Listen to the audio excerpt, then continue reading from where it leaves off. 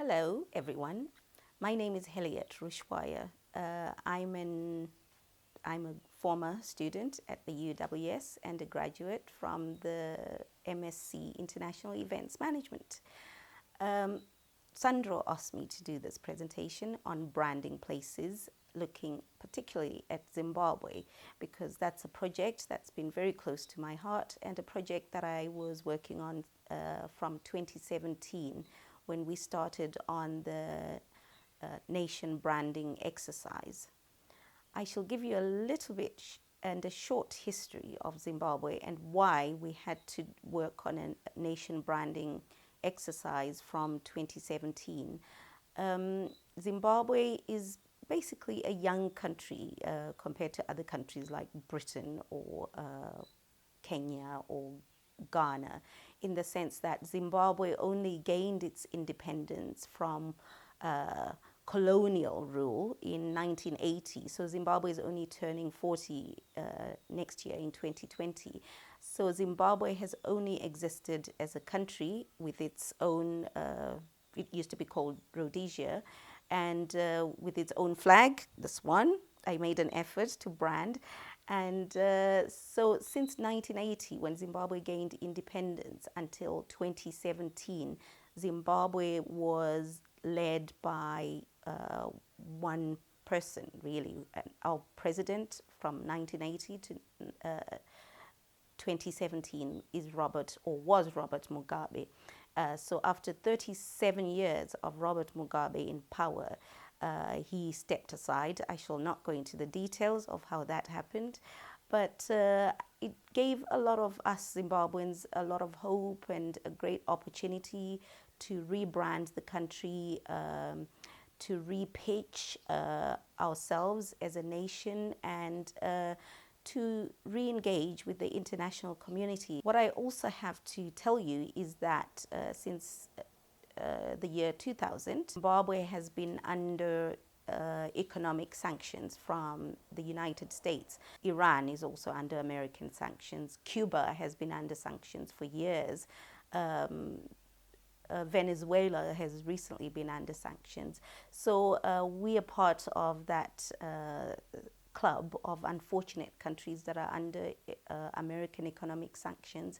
And that has a lot of implications on how the country conducts its business. So going back to 27 nation branding exercise, there was still quite a lot of hope and enthusiasm and goodwill towards Zimbabwe. We have a new president whose mantra is Zimbabwe is open for business, to showcase Zimbabwe as a friendly nation despite the negative publicity that it previously had. So it's all about re-engagement, open for business, attracting tourism and tourism investment, and building on our trade with other countries.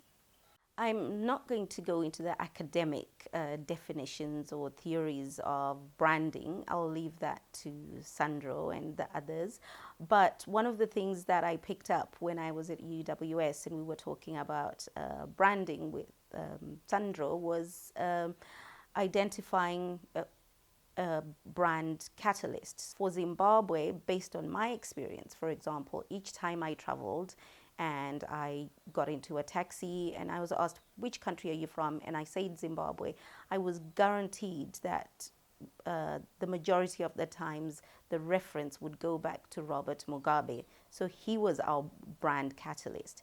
But ideally, as a country, we have so many positive things that are unique to our country that we can use to pitch and to sell Zimbabwe in a positive way. We have a lot of natural resources. We have a generally more educated population than other countries. We have great human resources. We have good infrastructure, and we have the big five from a tourism perspective. We also home to the mighty Victoria Falls. However, the dominant brand catalyst was not necessarily a positive one, and that was part of the work that we were looking to do to improve the image of Zimbabwe post-2017.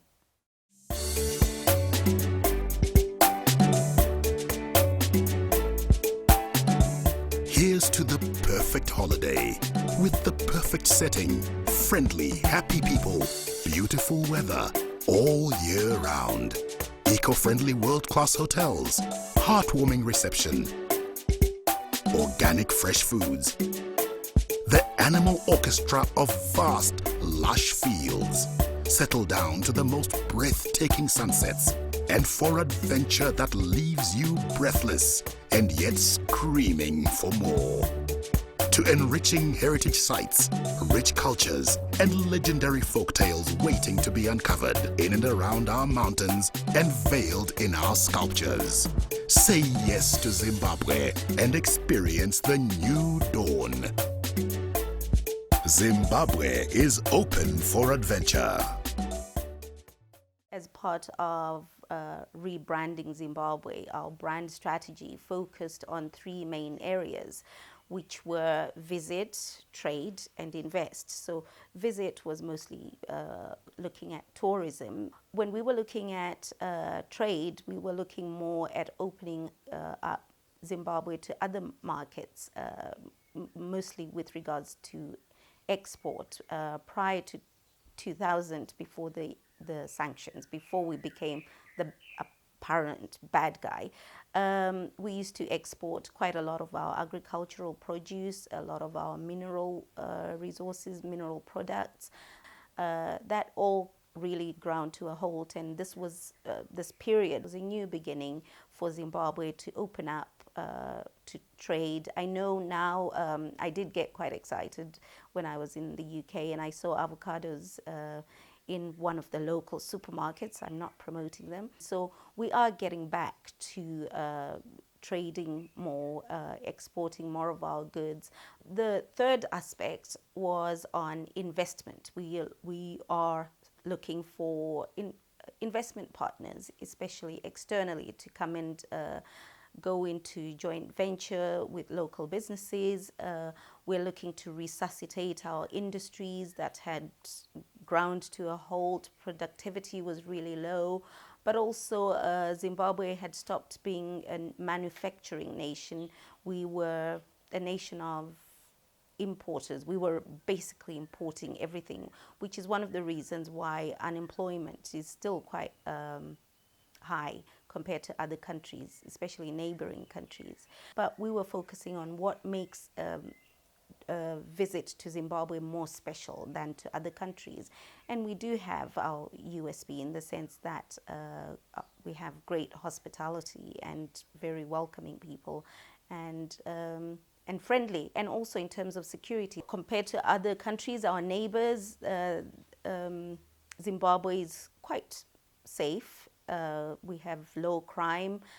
Zimbabwe is easy to travel around, easy to get around. So we've got all those things really going for us. But the issue is how that is pitched and how that is received externally, and what other messages we are sending out as Zimbabweans. One of the key advantages that Zimbabwe has compared to our neighbors is that Zimbabwe has high literacy. It's probably the second or third most literate country in Africa. However, in terms of brand ambassadors, this ability to read and write, this high literacy is playing and can play to our disadvantage, because a lot of Zimbabweans with their high literacy also don't necessarily write particularly good briefs or reports about Zimbabwe. And because of the political polarization, Zimbabweans don't necessarily make good brand ambassadors. If you look at our digital footprint of Zimbabwe, go to Twitter, for example, Facebook, you find that generally Zimbabweans talk negative or write negatively about their country, which is a contradiction, really. It's almost like we suffer from split personalities. So that's been quite a challenge, to working on the reality on the ground, trying to sell a brand. It's not been easy. It's been a challenge. Our biggest brand ambassadors, who are the local citizens, are quite polarized, so we are sending a mixed message. Our digital footprint from local Zimbabweans is not doing the nation branding any favors, and there's still quite a lot of work to be done. However, from a positive point of view, there's so many good things going on for Zimbabwe. There's so many positive things that we should focus on. It's still probably one of my favorite countries in the world. The food tastes amazing. It's a great tourist destination, and we just need to keep working at it. However, it's not easy to brand this place, but I look forward to seeing most of you. You're most welcome to Zimbabwe. I can't house all of you, but I'll make sure you've got somewhere to stay, and you will definitely have a good time. Thank you.